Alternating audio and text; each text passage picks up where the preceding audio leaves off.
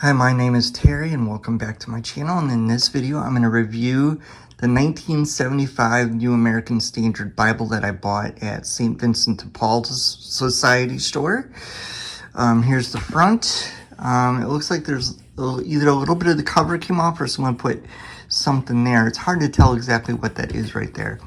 But here's what the spine says. It says Foundation Publications. They're the ones that own the copyright to the NASB Reference Edition. New American Standard Bible, and then you got the top, and there's these stamped in spines. Here's the back. There's nothing on the back. It's like an imitation leather, possibly bonded leather.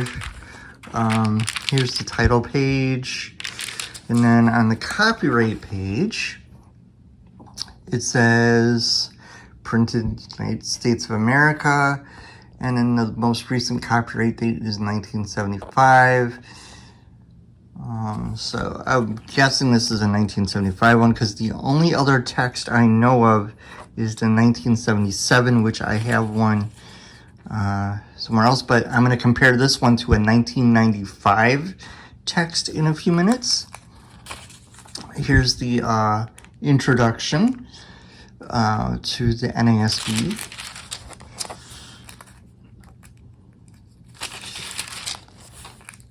And then after that, we get a daily Bible reading calendar. It looks like we get 4 readings a day.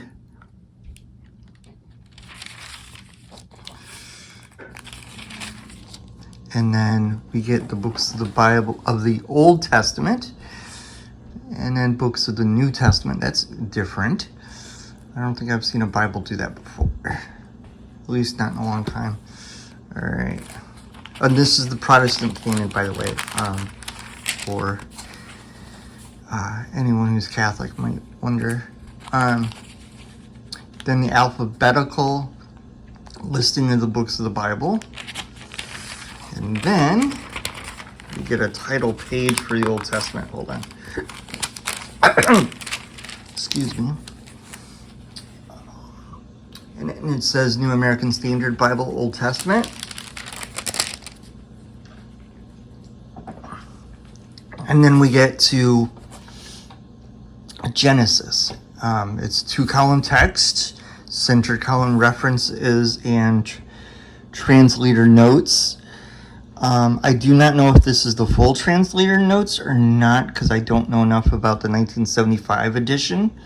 Here it says the creation, so there are subheadings, and the page numbers are at the bottom of the page, and there are subheadings throughout, so that's always nice. And then here's kind of what the poetic looks like. I will show you that more right now. Let's turn to the poetic books. For an older Bible, some of the print is darker and some of it's lighter, but I think this might have been done before they started really using computers and printers to print these the way Bibles are printed now. This might have been printed on more of a traditional printing press, maybe. I don't know. But some of the print in some sections is darker than in others. And here we are in Psalms. So here's the page layout. You got the verse numbers going down the side. You got the psalm number, and then a psalm of thanksgiving, and then for the choir director. Now let's go to the New Testament. I don't remember if I looked to see if this was red letter before or not.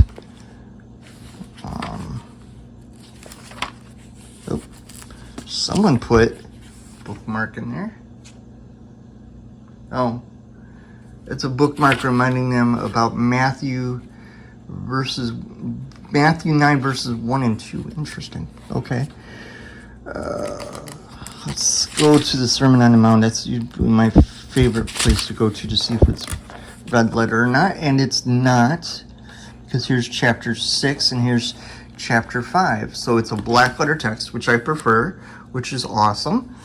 So let's go to the letters of Paul and see.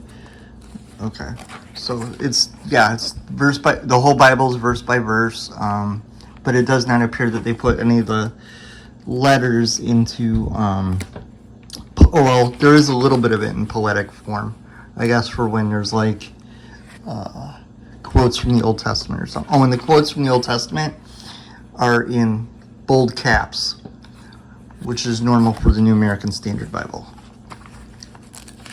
Okay. And then after the book of Revelation, let's see, what do we got?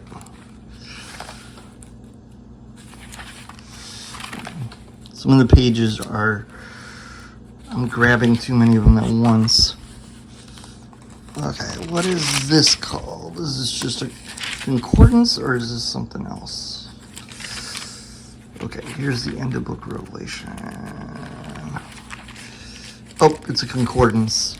It's the New American Standard Bible Concordance to the Old and New Testament. Okay, so it is a 2-column concordance. And then we get some Bible maps, older style Bible maps, but they're still very good maps. Lots of color to them.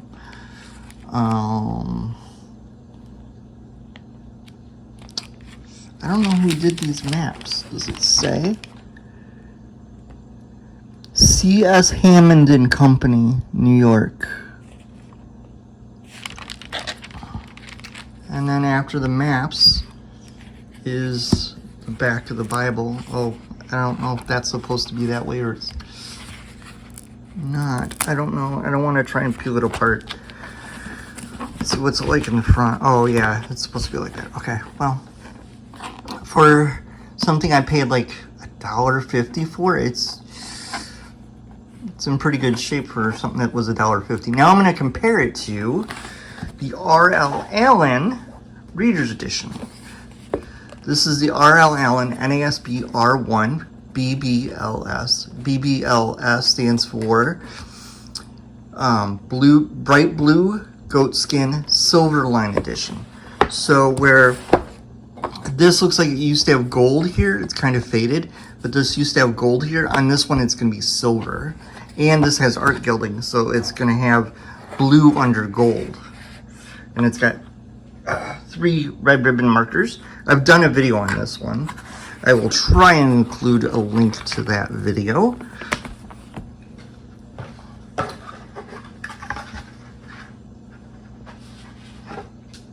Alright, so here's the R.L. Allan. It's got perimeter stitching. It doesn't say anything on the front cover. It does on the spine. It says Allan, New American Standard Bible, Holy Bible, and then nothing on the back.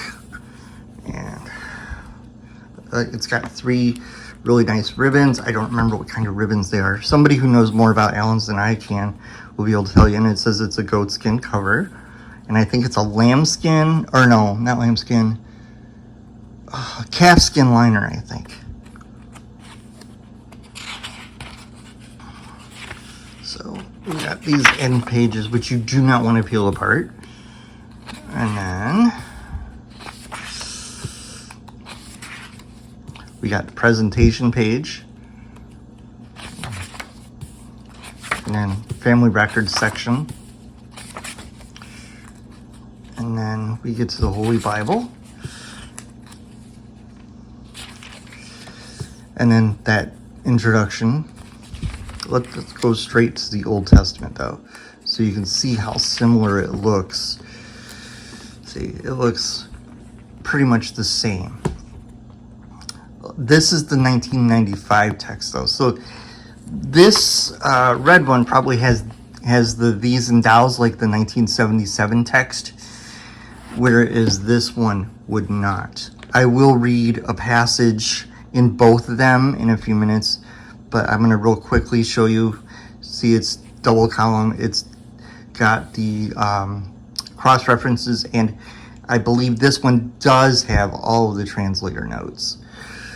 They're all in the center column, and this is premium Bible paper too. So let's go to the poetry section.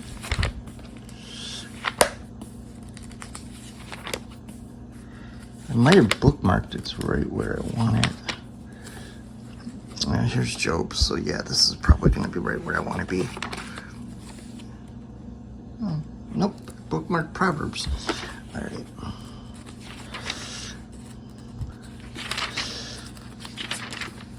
Here we go. I'm going to get this to Psalm 23, and then I will compare the two Bibles. So here's how Psalm 23 reads in 1995. The Lord is my shepherd, I shall not want. He makes me lie down in green pastures.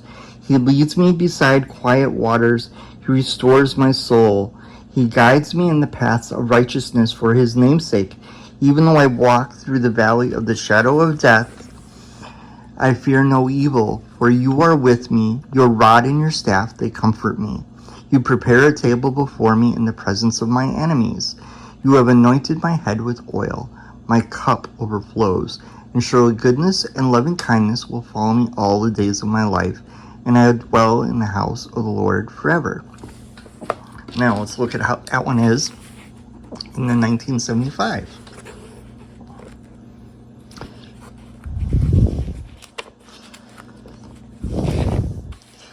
Psalm 23, here we go. The Lord is my shepherd, I shall not want. He makes me lie down in green pastures. He leads me beside quiet waters. He restores my soul. He guides me in the paths of righteousness for his name's sake. Even though I walk through the valley of the shadow of death, I fear no evil, for thou art with me. Thy rod and thy staff, they comfort me. Thou dost prepare a table before me in the presence of my enemies. Thou hast anointed my head with oil. My cup overflows. Surely goodness and loving kindness will follow me all the days of my life, and I will dwell in the house of the Lord forever. So that gives you an idea of the textual changes that took place between 1975 and 1995. I also have a 2020 NASB as well that someday I can do a comparison with as well.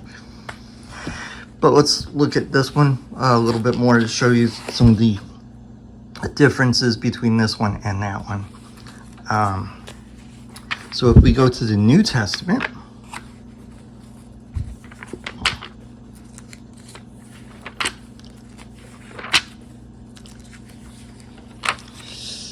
there we are in Matthew. Let's go to Matthew, beginning of Matthew. Here we go. Oh, and in both of them, they have a title page for the New Testament. I just didn't show it, but they both have a title page for the New Testament. So here's the beginning of Matthew. And if I go to Matthew 5, here's Matthew 4, Matthew 5. It's a black letter Bible. And then if I go to the very back, after the New Testament, we have it's a 3-column concordance. Hold on, let me properly get to the beginning of it. I really like the font in this one. Okay, so here's the concordance. It's 3 columns this time, and the verse you're looking up is over here. So you got the word over here that you're looking up, and then where the verses are. This concordance was first copyrighted in 1979. So after the concordance, I'm going to carefully go through here so I can show you. Okay, here's what the maps in this one look like. And these are, if I remember right, these are the Foundation Publications maps. Somewhere I have the regular genuine leather of this one. And I think the maps are the same, if I remember right. These are just on paper instead of glossy cardstock like in the 75.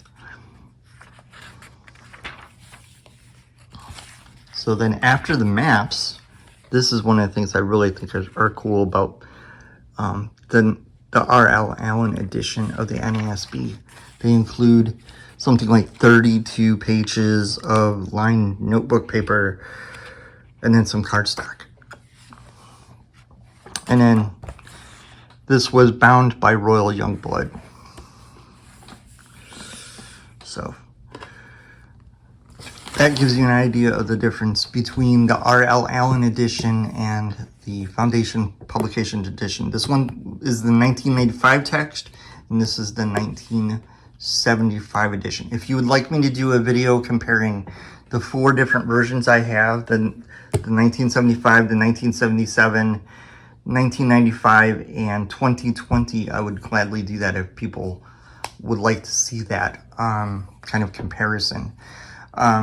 I think this is a really cool portable edition of the New American Standard Bible.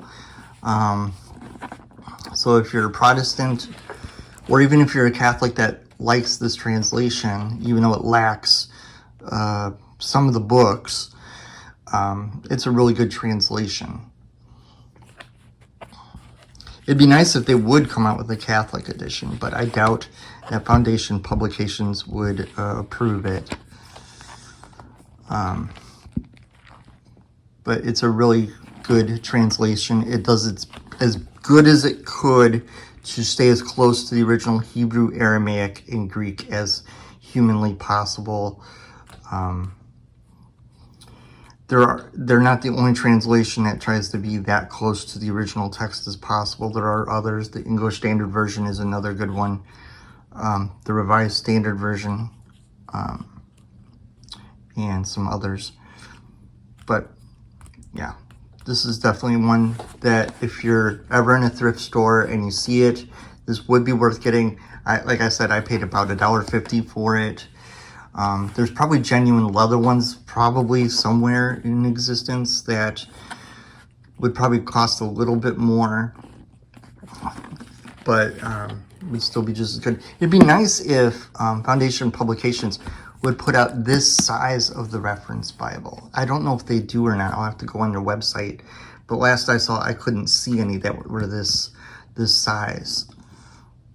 Just the size of the large print ultra thin. That's what this is, the Allan edition of the large print ultra thin Reference Bible. Hope everybody's having a wonderful week, and gradually I'm going to post my reading vlog. I think I'm just going to post a little bit every day because it'll keep me going on it, keep me motivated to read. But yeah, I think this was a really cool find. Hopefully I can find some more Bibles like this, either at thrift stores or half-price books or even eBay. Is a good place. I've also found some good Bibles. Thank you for watching my video. Please like, comment, and subscribe, and I will see you in the next video.